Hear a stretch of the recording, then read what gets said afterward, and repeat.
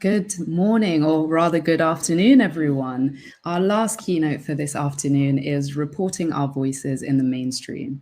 We're super excited to welcome on stage Bree Johnson. Hello, my name is Bree Johnson and I'm a broadcaster and reporter at the BBC.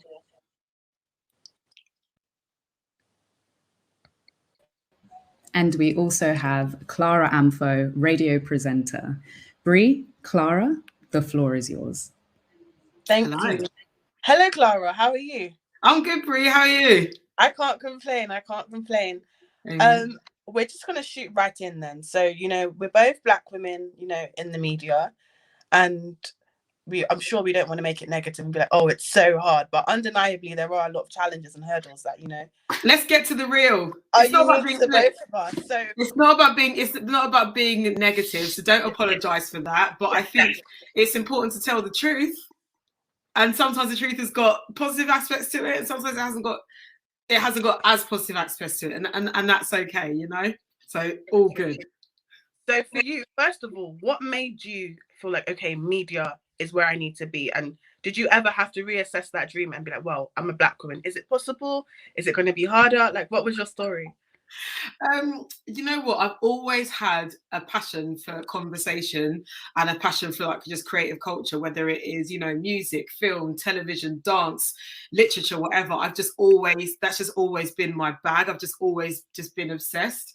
And I think in sort of when you're a kid, and this should be protected, and I'd urge that with everybody, protect that bit of yourself that just dreams like a fool, because you kind of have to. I just thought, I want to be in the mix. I want to be involved in this. I want to talk to people. I want to interview people. I want to learn about people. I want to experience great art. And I think I just always knew that I wanted to do it. I think from the first time I saw a music show on TV, knew that there were whole music channels available on TV. I remember thinking oh my God, I want to be involved. I want to be there. Basically, to answer the first part of your question, and the second part of the question, did I have to reassess? Honestly, I had such tunnel vision that I kind of didn't think about doing anything else. Mm-hmm. And I think that part of that is to do with that almost childhood naivety and just that focus of, I was just like, well, no, this is what I'm going to do. I didn't think of it, and I know that sounds quite outlandish, but it's just the truth. I thought I did think, I might be a lawyer, but I think I used to say that out loud because I think it just sounded good to say. Yeah. No, I'm going to be a lawyer, auntie. Oh, hey, well done. Yeah, well done. Yeah. Hey, but really, I remember thinking no. It's always been this. Yeah. That's amazing. And I know for me personally, especially being a girl from Ghana, a British Ghanaian girl, it was it was the Jews, Sarpons, the people that I would look at and be like, okay, they have the same background as me. They've done it. I can do it. For you, who were your sort of people that you looked up to and said, well, I want to be like that. And plus, maybe she looks like me. Maybe she doesn't. Was that something that was important to you, to have someone that looked like you, to make it more? Absolutely. I'm so fortunate that people who I grew up watching are now friends and mentors. Like you mentioned June, oh my gosh, what an anomaly. She's obviously she still presents here and there now, but she's got a really cool senior position at the BBC and does a lot culturally behind the scenes. I think some people still don't understand how much she does. Yeah. But that visibility, it was important, seeing a dark-skinned Black woman, in public spaces, being unapologetic herself, not making herself palatable to fit in, was really impactful. Radio and television have always been my passions, and we call him Uncle Trevor, but Trevor Nelson, who's a legend in the game, whether you listen to him on radio, whether you watched him on TV, whether you stream his compilations online, whatever, he's just that guy. And I remember going to the radio festival, which is a big radio festival, maybe 7 or 8 years ago, when I was working at KISS. I bumped off work for the day and I met him. and because I just wanted to chat to him just to pick his brain, and he was like, but you know, seeing someone like Trevor as well is inspiring. I was like, yeah, man, like it can happen. Like we can be in these spaces, you know, because I think often, you know, the phrase "a seat at the table" gets used a lot, and understandably so. But I think as I move through the industry more and more, I'm just like, it shouldn't be necessarily, it is about a seat at the table, but it's also about building your own down table at the same time. I think those two things can coexist. Like, you know, it's, yeah, I'm proud to occupy the spaces that I do in my professional life. And you should be. And I appreciate that, but at the same time, I have learned that I don't need the validation of, you know, mainstream media to make me know that I'm good at my job. Do you get what I'm 100%, saying? 100%. It's important for me to be visible in these spaces. It's important for me to do the work that I do, and I love it. But I've definitely learned that, like, and you see it. You know, I'm sure there are people watching now who are building their own platforms, whatever. Like, the two things can coexist. You know, like, build your own stuff, and you know, and work within the quote unquote system. Like, both things are okay, and both things are, I think, are just as valid as each other. And what sort of? Sorry, everyone watching, I know I give like 20-minute answers, but no, it's perfect. It's like from a meaningful place. What advice would you give to maybe people like under 25 that, you know, want to, in the near future? So, of course, and this industry, we both know things don't happen overnight. Like, it's a lot of just getting your foot in, like getting the door in, maybe starting doing something that isn't necessarily what you want to do, but you make the right contacts, you keep going, and you slowly ascend. What advice would you give to someone in the near future who, you know, hopes to, at the end of the road, end up like you did, without sounding too cliche? I would say this, you know, we're in such an exciting time where, you know, the ability to create your own content, to build your own platform is amazing. So stay doing that, like stay being your biggest own fan to create whatever you want to do. And that's whether you want to be in front or behind the camera. But also practically, I would say this, of course, have goals and have plans, but understand that it's not always going to go from A to B. Sometimes it's going to go A.1, A.21, A.213, and then you end up at B, but just be open to doing everything. And I'd also say, just focus on doing the job well, right? Please, I can't stress to you enough. Numbers do not necessarily mean good work ethic, a decent skill set, and longevity. We're in such an age now, I think people will look at Instagram followers and Twitter followers and YouTube subscriptions and think, oh, then it must be good.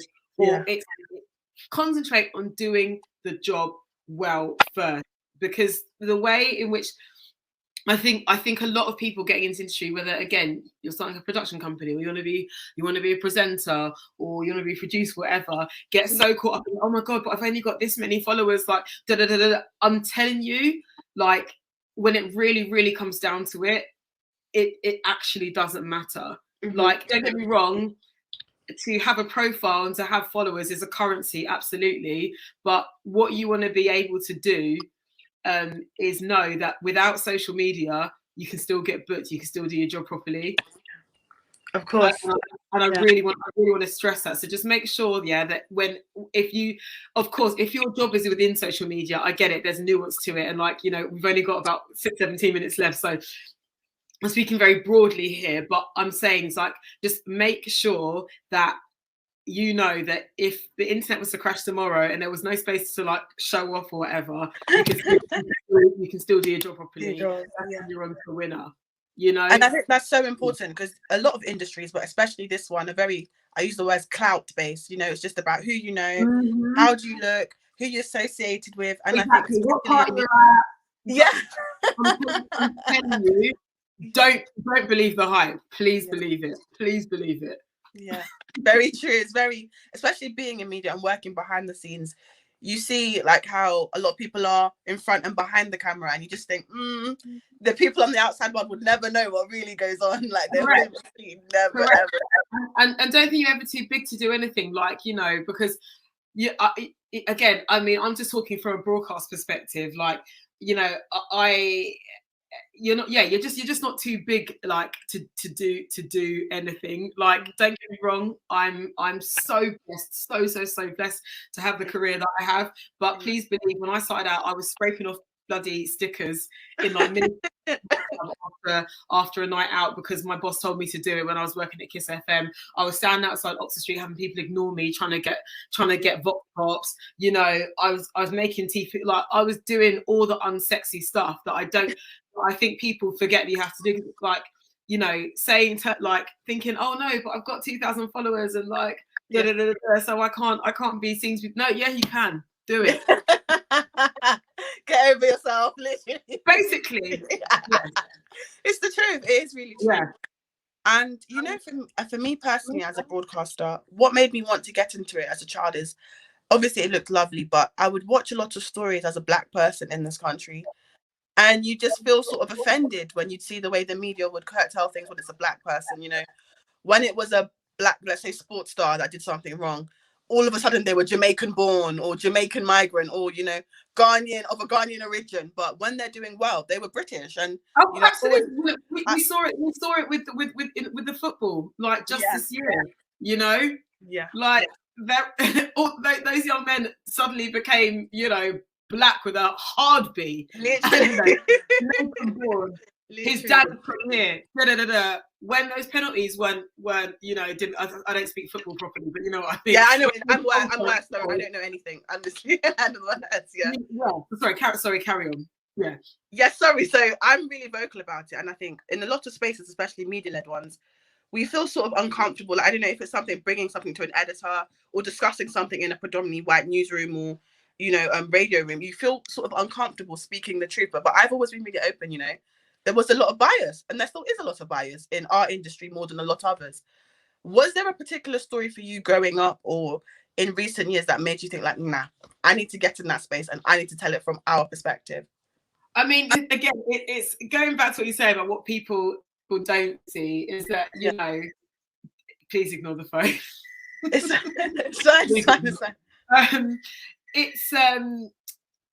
I mean, gosh, I mean, I don't think there's ever been a time when there hasn't been an instant where I've thought, hang on, really? You know, I am vocal about a lot of things publicly, but probably more so behind the scenes. But it's just, you know, you lot think, and the thing is, I'll probably say that for most people of colour and most Black people working in public spaces, you know, it's all about the conversations you have, like off camera or off what people don't know about. And to be honest, not everything should be publicly disclosed.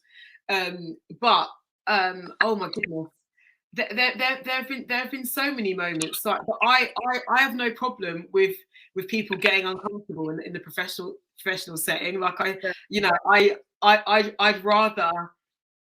I mean, I have. I mean, I you know, if anyone's been following my career, like, you know, I think there are times that I've definitely risked, you know, popularity to you know, or palatability just because I literally can't not say something, and it is a quote unquote risk, but I just at this point, I mean, I say it respectfully, I just don't care. Like, and don't get me wrong, I say that. Gosh, I wish we had like an hour, because again, there's so many levels to it. But like, it's, I mean, with the people that I work with, and like, you know, I work in a predominantly white industry and in a predominantly white space at Radio 1, and you know, I've had to have really challenging conversations with people I work with, particularly in the last 2 to 3 years, with stuff, you know, it like the stuff that you guys have been privy to, and behind the camera and the mic, and even though it can be awkward, I encourage it, because I just think people hear the word confrontation and think that it's a bad thing. I think there's nothing wrong with it if true growth and elevation is gonna come from it, you know. I mean, look, in the past, like, you know, the past like year or so, you remember like last June when a lot of people suddenly realised there's racism. Oh my God. Like, I mean, listen, I shout out to every single person who I'm sure is on this listening to this conversation, you know, whose ear probably burnt off from people bringing them up, or, you know, whose DMs were full of being like, oh my God, I may not understand, but I'm with you. Or whatever. We know what it is. And it was mentally quite exhausting, quite draining. But at the same time, I welcome. I'm just like, hey, cool, right. Well, let's get it popping then. Let's get talking. And I think, don't get me wrong, like last June was not a magic wand by any way, shape, or form. Like, we've been living this. We know what it is.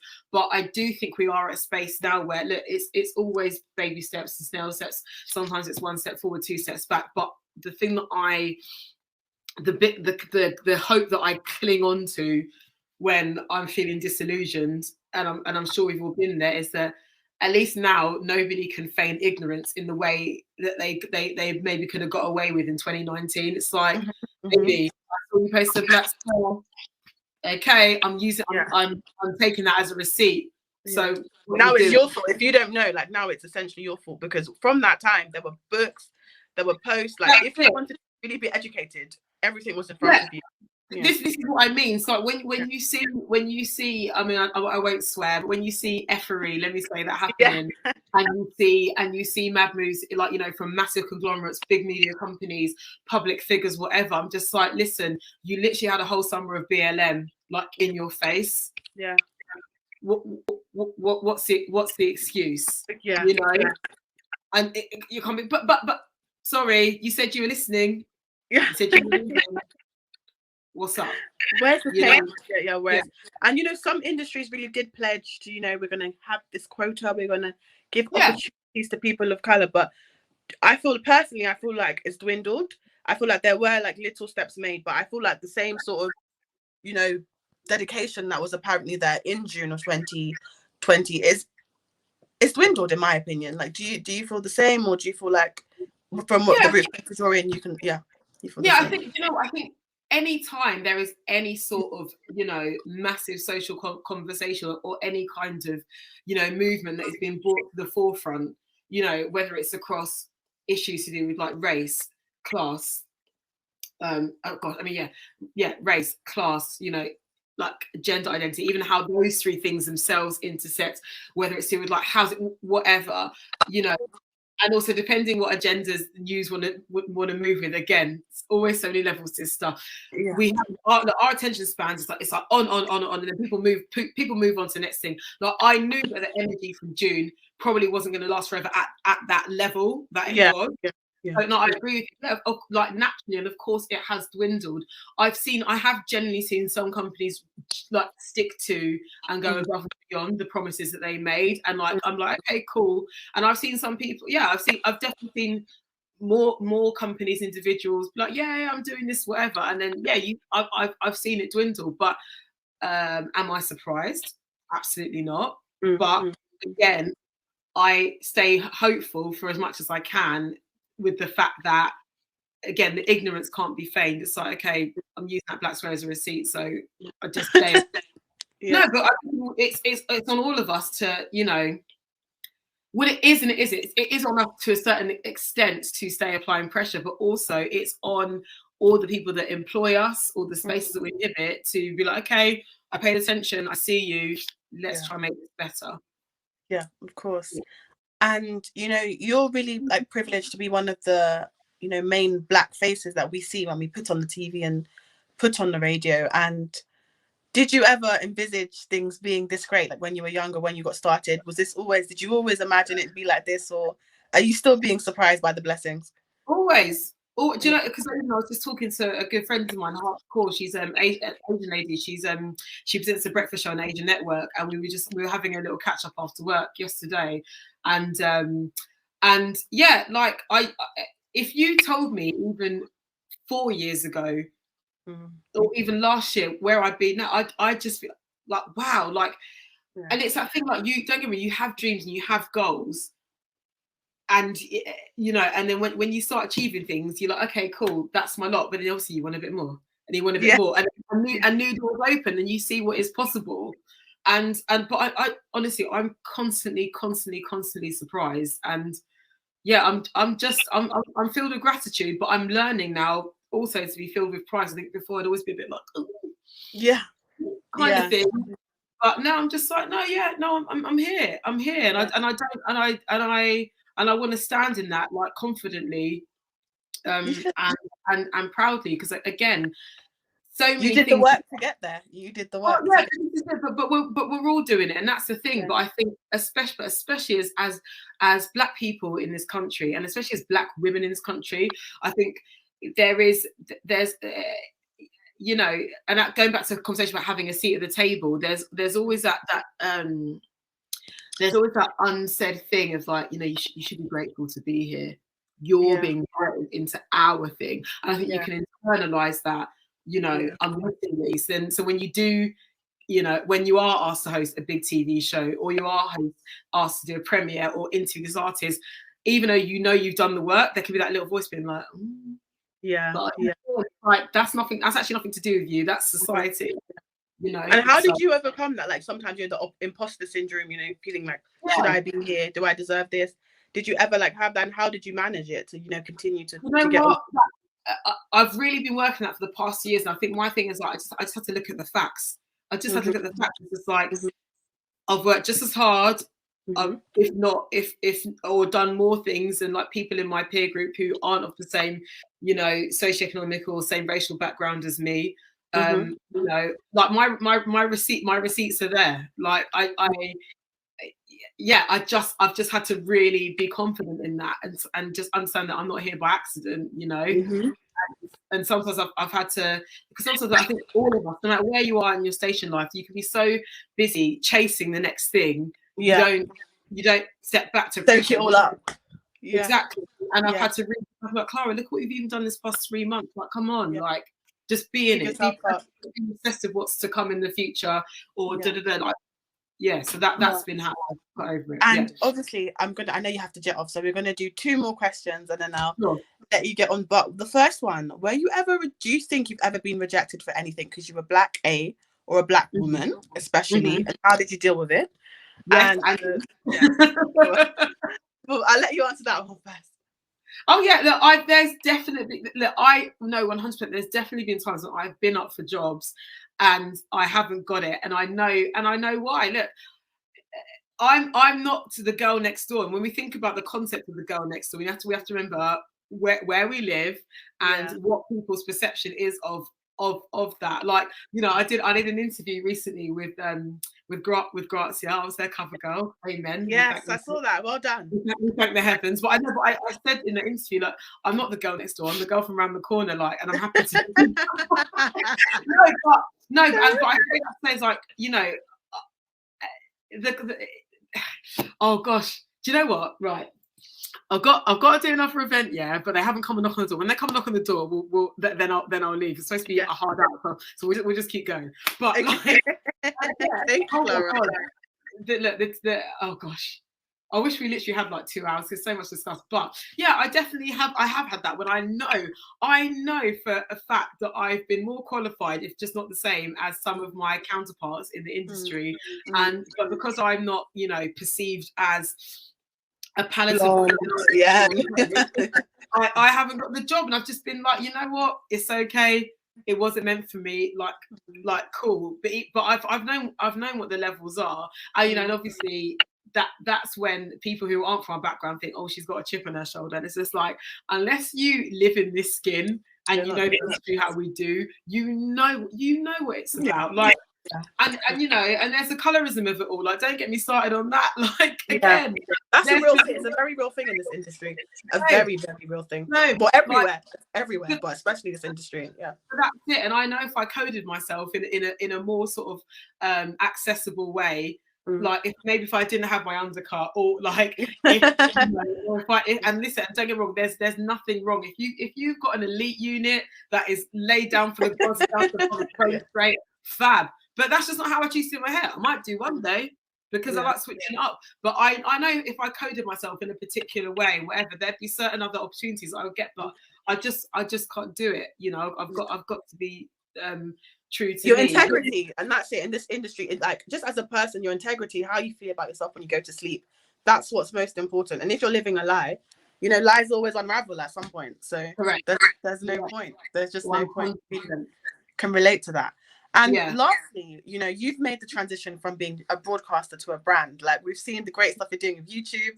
Your YouTube, like, the tutorials with Nick Grimshaw, and you recently did the awards with Dermot O'Leary and with Prince William. That was also really major. Congratulations. Thank you.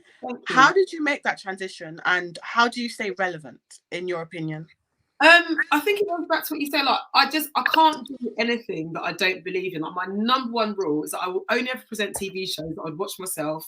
I will only ever do podcasts or go on podcasts that I would listen to myself. I've got a genuine like interest, and I just, because again, going back to thinking about like the issue of like clout and whatever, I have no interest in being spoken about on gossip blogs. Couldn't give a shit. Don't care. I don't. Stay out of my business, literally. No, but I can see how people think that, oh, if I'm getting spoken about on so and on this particular blog, that must mean I've made it. Or if I'm in a picture with this person, that it's like, no, my MO, to be honest, or I just find value in actually being in the room and having conversations with people that are actually going to change stuff and do stuff like from the inside, like, but it's never been this thing of like, I want to make sure that you know, I'm on hit, like, it's just don't get me wrong, I have a strategy for my career, and my strategy is I just want to be a trusted broadcaster. So whether you're seeing me, you know, like sell you a lipstick, it's because I use that lipstick. Where it's because of that, you know. If you see anything commercial you see me do, it's because I use the product myself, or like it is basically because I've been using the product. You'll never see me doing anything #spawn that you think, oh, that's a bit off key. That doesn't make sense. Like, and don't get me wrong, those things are lovely asides to what I do, but ultimately my focus like I said, just goes up to doing a good job. As long as I've got a radio show that I can do well, and TV that I believe in, and podcasts that I believe in, and writing that I believe in, that's my main focus. All the other stuff you see, don't get me wrong, I pick my projects like wisely, but they're more of a support of like who I am. So I guess quote unquote like the brand. But it's like you know, for me, it's like, not to be sanctimonious, it's just what I'm passionate about. Like, respect over likes, over you know, being, and self-respect in this industry. I'm telling you, anyone watching this, that I promise you, that is what will last. It's like, it's better to have, you know, the executive producer of something on speed dial, rather than it is like this famous person just thinking, like, that's my brethren. Like, do you see what I'm saying? The friend doesn't pay you, the friend doesn't give you gigs, literally. It's true. Clara, honestly, you've been amazing, and I'm sure there are going to be so many more great things to come. And honestly, just keep doing what you're doing, because it's working. But honestly, to everyone watching, I mean, I don't know, are we doing questions from the audience, or just us two? I think it might just be us two, because Well, I'll just say to anyone watching, like, sorry, I know I give like 20-minute answers. We could speak for longer and longer, but I would just say, listen, let your integrity be your guide. Just make, like I keep saying, just make sure you're good at the job at hand, minus all the external things, and just focus on the job and not the clout. And trust me, that will be your thing. And just pay attention to difference, okay? Yes. Credibility, clout, two different things. Very honestly, that's the best piece of advice you could have given, because it's not like what we hear nowadays, but it's what really counts. It is what really, really counts. So. I promise you. Thank you so much, Clara. Pleasure. Take care, everyone. See you soon. Bye. Bye.